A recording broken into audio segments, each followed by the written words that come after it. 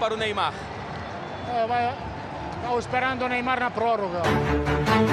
শুধুমাত্র আজকের জন্য নেইমারকে আমার ছেলে ডেভিড আনচেলত্তির পছন্দ নয়।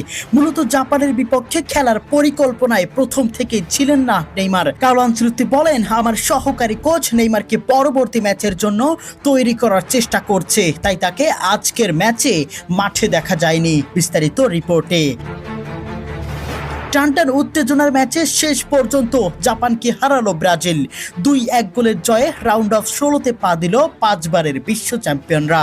96 মিনিটে মার্তিনেল্লির গোলে নকআউট অতিক্রম করে 16তে জায়গা করে নিয়েছে ভিনিসিয়াস জুনিয়র, গাব্রিয়েল মার্টিনেল্লিরা। এর আগে ক্যাসেমিরোর দারুণ এক হেডে সমতায় ফেরে 5 বারের বিশ্ব চ্যাম্পিয়নরা। তারও আগে হিউস্টন স্টেডিয়ামে জাপানের হয়ে একমাত্র গোলটি করেছেন কাইসু সানো। কাউন্টার অ্যাটাকে মাঠের অর্ধেকটার বেশি দৌড়ে এসে প্রায় বিনা বাধায় দূরপাল্লার শটে গোলটি করেন তিনি। সোমবার 29শে জুন রাউন্ড অফ 32-এর ম্যাচে শুরু থেকে বল দখল বা শটে ব্রাজিল এগিয়ে ছিল, কিন্তু 29 মিনিটে দানিলোর ভুল পাসে বল চলে যায় জাপানের সানোর কাছে। সুযোগটি হাতছাড়া করেননি তিনি। বিশ্বসেরা গোলকিপারেরও সাধ্য ছিল না সেই বুলেট গতির শট ঠেকানোর। জাপানের জার্সি গায়ে সানু পেয়ে যান প্রথম আন্তর্জাতিক গোল, যা এগিয়ে দিয়েছে তার দলকে। এরপর বিরতির আগ পর্যন্ত বেশ কয়েকবার চেষ্টা করলেও জাপানের রক্ষণে ভাঙ্গন ধরাতে পারেননি ব্রাজিল।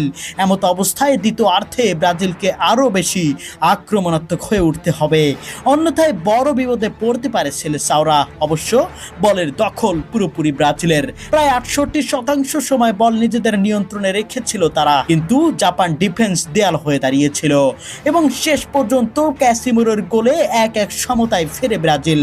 তবে 96 মিনিটের সেই রহস্যময় গোল, সেই ঐতিহাসিক গোল গাব্রিয়েল মার্টিনেল্লির ইতিহাস তৈরি করেছে ব্রাজিলের বুকে এবং শেষ পর্যন্ত 2-1 গোলে জিতে রাউন্ড অফ 16-এ পা দিল 5 বারের বিশ্ব চ্যাম্পিয়নরা।